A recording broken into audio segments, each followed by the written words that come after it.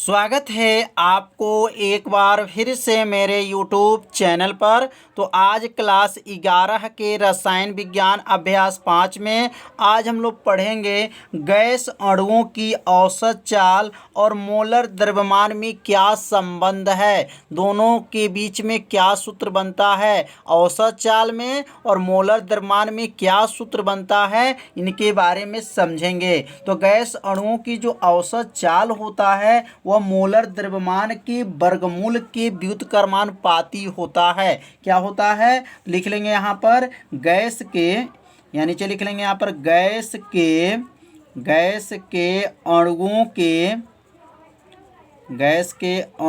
की औसत चाल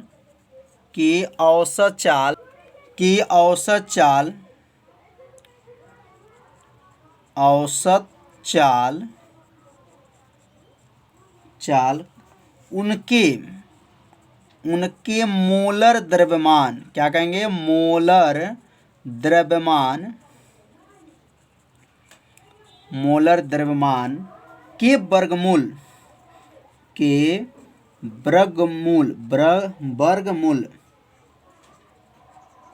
वर्गमूल के व्युत्क्रमानुपाती होता है।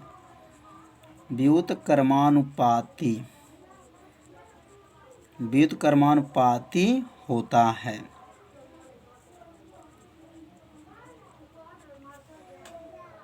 तो अब यहाँ लिख लेंगे अर्थात, और अर्थात लिखने के बाद से यहाँ देंगे कामा, और यहाँ क्या लिखा गया, गैस के अणुओं के औसत चाल। तो गैस के अणुओं के औसत चाल किससे प्रदर्शित करेंगे? भी से। मोलर द्रव्यमान के वर्गमूल के क्या होता है? व्युत्क्रमानुपाती। अब यह वर्गमूल के 1 जो है अंडर रूट क्या हो जाएगा?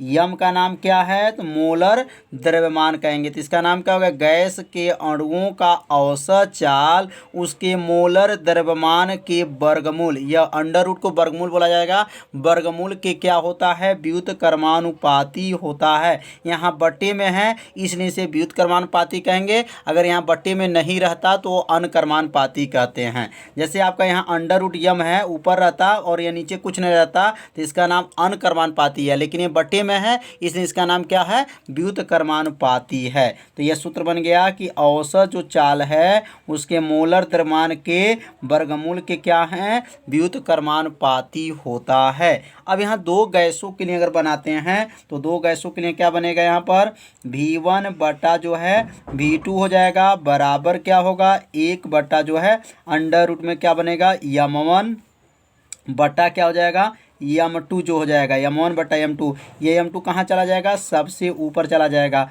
तो क्या बनेगा? V1 बटा V2 बराबर क्या होगा? अंडर रूट जो है M2 क्या होगा? यहाँ पर M2 बटा क्या हो जाएगा? M1 हो जाएगा। तो ये सूत्र कैसे बना समझ में आ गया होगा। जब दो गैसों के लिए प्रयोग करेंगे तो यहाँ पर V1 बटा V2 1 बटा अंडर रूट M1 बटा M2, M2 ऊपर चला जाएगा तो M2 बटा क्या हो जाएगा? M1 हो जाएगा। तो समझ में आ गया होगा कि गैस के अणुओं का जो औसत चाल होता है और मोलर जो है द्रव्यमान में क्या संबंध है। अब अगला संबंध हम लोग समझेंगे। अगला संबंध है कि गैस के अणुओं का जो औसत चाल है और ताप में क्या संबंध है। यहाँ लिखेंगे, हेडिंग नोट कर लेंगे, गैस के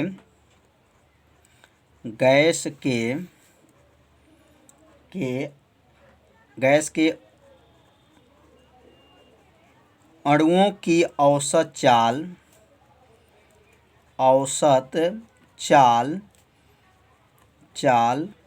तथा ताप में संबंध।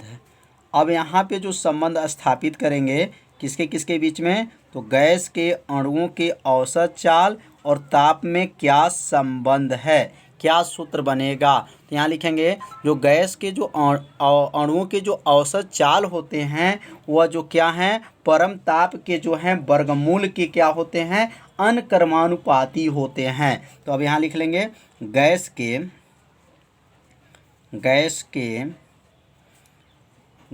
अणुओं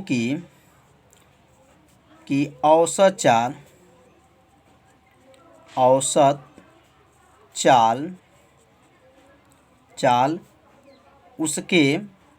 उसके परम ताप परम ताप, उसके परम ताप के वर्गमूल, परम ताप के वर्गमूल, वर्गमूल के अनुक्रमानुपाती होता है। वर्गमूल के क्या होता है? अनुक्रमानुपाती होता है, अनुक्रमानुपाती होता है, होता है। कितना आसान है। तो गैस के अणुओं की जो औसत चाल होता है उसके परम ताप के वर्गमूल के क्या होता है? अनुक्रमानुपाती होता है। अर्थात भी जो है अनुक्रमानुपाती है, 1 बटा क्या है? टी है। अब देखिए यहाँ बटा में नहीं है इसलिए इसका नाम क्या हो गया? अनुक्रमानुपाती। अगर यह बटा में रहता तो इसका नाम क्या होता? व्युत्क्रमानुपाती। तो भी अनुक्रमानुपाती जो है √T। तो भी का नाम क्या है? गैस के अणुओं का औसत चाल है और टी का नाम जो है ताप है, परम ताप। तो परम ताप में क्या संबंध आ गया? तो भी अनुक्रमानुपाती √T। तो इस सूत्र को नोट कर लीजिए। यदि दो गैसों के लिए अगर प्रयोग करते हैं तब सूत्र क्या बनेगा?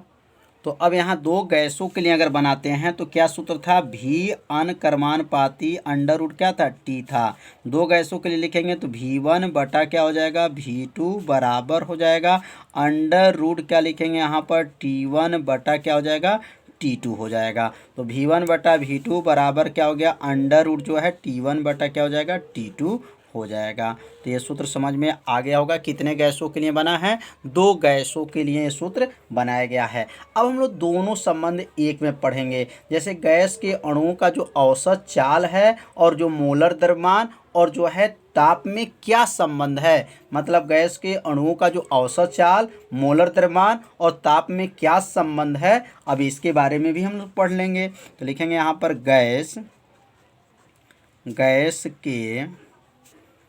गैस के अणुओं का औसत चाल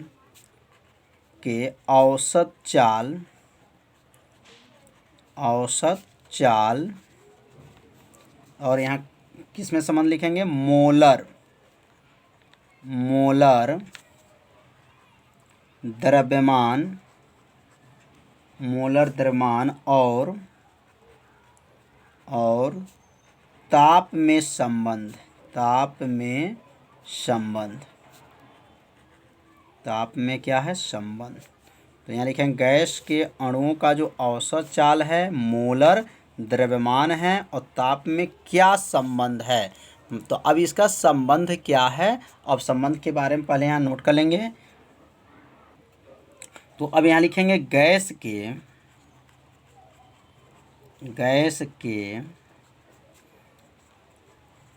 के अणुओं के औसत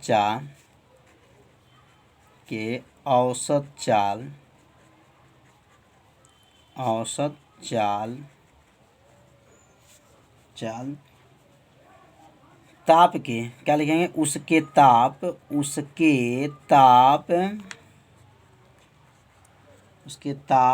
के अनुक्रमानुपाती, उसके ताप के क्या लिखेंगे? अनुक्रमानुपाती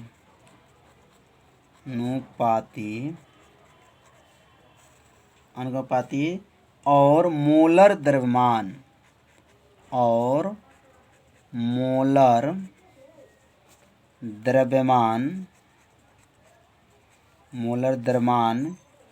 के वर्गमूल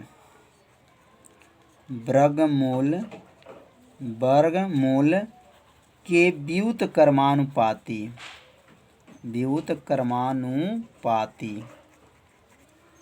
व्युत्क्रमानुपाती होता है।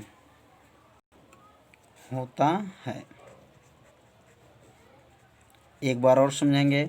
गैस के जो अणुओं का जो औसत चाल है, उसके ताप के क्या है? ताप और क्या है? ताप और लिखेंगे मोलर द्रव्यमान के वर्गमूल के क्या है? अनुक्रमानुपाती। मतलब टी के लिए अनुक्रमानुपाती और जो है मोलर द्रव्यमान के लिए क्या है? व्युत्क्रमानुपाती होता है। तो यहाँ चाहे तो ऐसे भी लिख सकते हैं कि गैस के अणुओं का जो औसत चाल है उसके परम ताप और मोलर द्रव्यमान के अनुपात के वर्गमूल होता है। तो यहाँ से जो है चाहे दो परिभाषा इसका बना सकते हैं। तो यह परम ताप के क्या है, अनकर्मानुपाती है, और मोलर द्रव्यमान के क्या है, व्युत्क्रमानुपाती है। तो सूत्र को ये नोट कर लीजिए, 2 बार पढ़िए। ये जो लिखा गया है इसी में छिपा है, बस इसको बनाना जो है सीखना है। भी जो है टी के अनकर्मानुपाती है, और भी जो है यम के लिए क्या है, व्युत्क्रमानुपाती है। क्यों व्युत्क्रमानुपाती है, क्योंकि ये बट्टे में है इसलिए इसका नाम व्युत्क्रमानुपाती होगा, ये बट्टे में नहीं होगा तो इसलिए इसका नाम अनकर्मानुपाती है। अब हम लोग पढ़ेंगे गैस दाब के लिए सूत्र। गैस दाब का सूत्र क्या होता है, तो अब यहाँ हेडिंग नोट कर लेंगे, गैस दाब का सूत्र। गैस दाब का सूत्र क्या है, तो गैस दाब का सूत्र आप लोग याद रखे रहिएगा, क्योंकि इस सूत्र के माध्यम से बायल का नियम, चार्ज का नियम का उत्पत्ति पढ़ेंगे।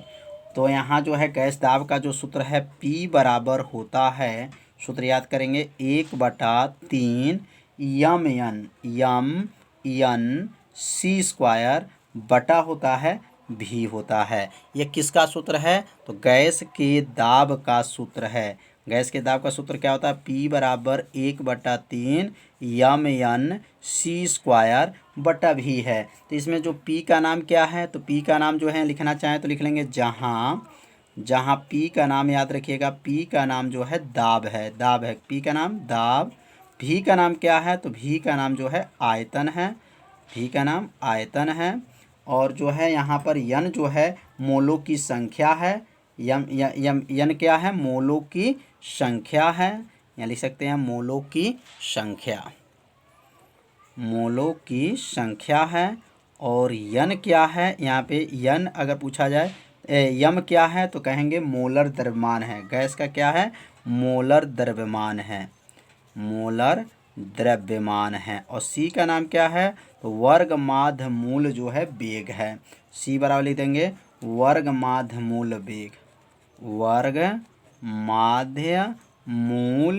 वेग। ये किनका सूत्र है, सी का नाम है वर्ग माध्य मूल वेग।